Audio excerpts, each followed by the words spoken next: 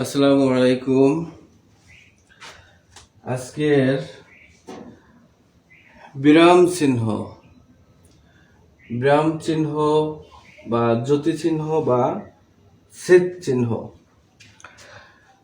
বা বিরাম হচ্ছে বিশ্রাম। বিশ্রাম তো রেস্ট করি বা কখন থামতে হবে, কতটুকু থামতে হবে, এটাই বিরাম চিহ্ন। তো আগে বিরাম চিহ্ন ছিল এই একদারি।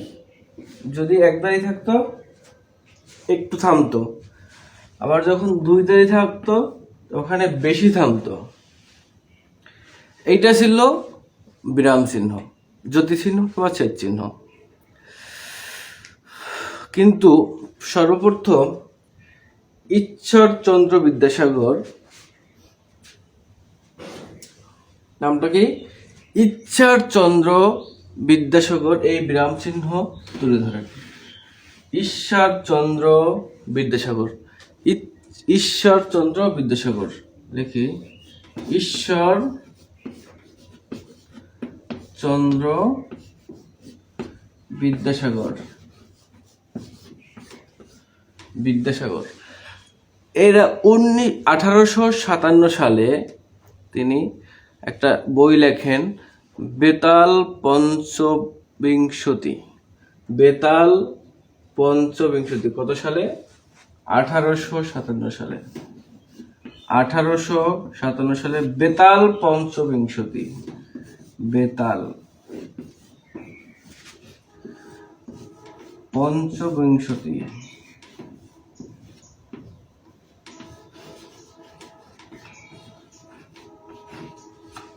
বেতাল পঞ্চবিংশতি। ঈশ্বরচন্দ্র বিদ্যাসাগর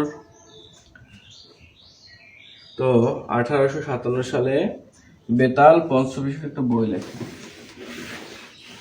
প্রথম ধারণা দেয় ঈশ্বরচন্দ্র বিদ্যাসাগর। তো পরিচয় দরকার আছে না?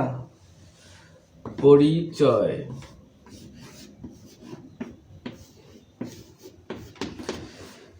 কেমনে? পরিচয়টা হচ্ছে, আমরা যদি এইটা দেই, এটার নাম কি, আমরা কি বলি এটাকে?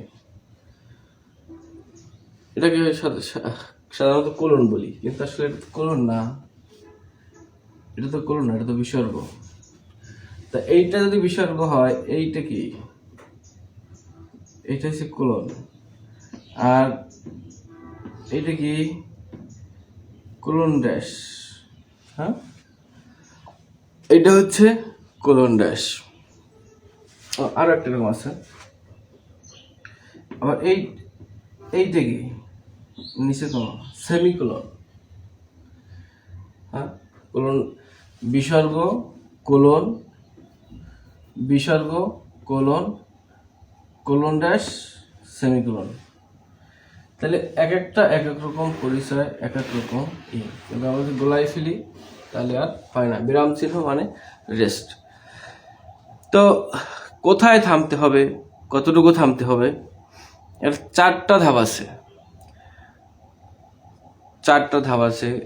1 সেকেন্ড, এক বলার দ্বিগুণ সময়, এবং এক বলতে যতক্ষণ সময় লাগে, এক বলার দ্বিগুণ সময়, এবং 1 সেকেন্ড, আবার থামতে হবে না।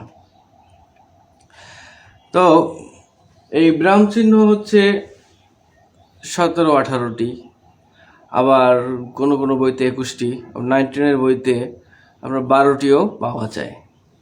তা আমরা দেখি যে কখন কতটুকু থামতে হবে। তো এক বলার সময়, মানে এক বলতে যতটুকু সময় লাগে, চারটা ধাপ তো। এক বলার সময়,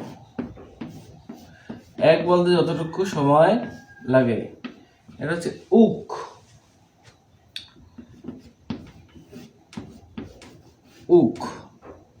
এটা টেকনিক উক দিয়ে হচ্ছে উদ্ধরণ চিহ্ন, আমরা যেটাকে ইনভাইটেড কমা বলি, উদ্ধরণ চিহ্ন, ওকে কি উদ্ধরণ চিহ্ন।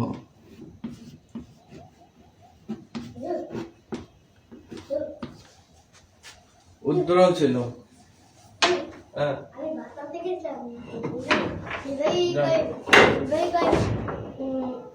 ভাত বলে নাই ভাই কইছে এই কইছে জানি এরকম ভাই বলে ভাত কয় না আজকে কোন সিরাজুল পড়ে গেছে হয় সাইফুল, হ্যাঁ হ্যাঁ একবার গেছে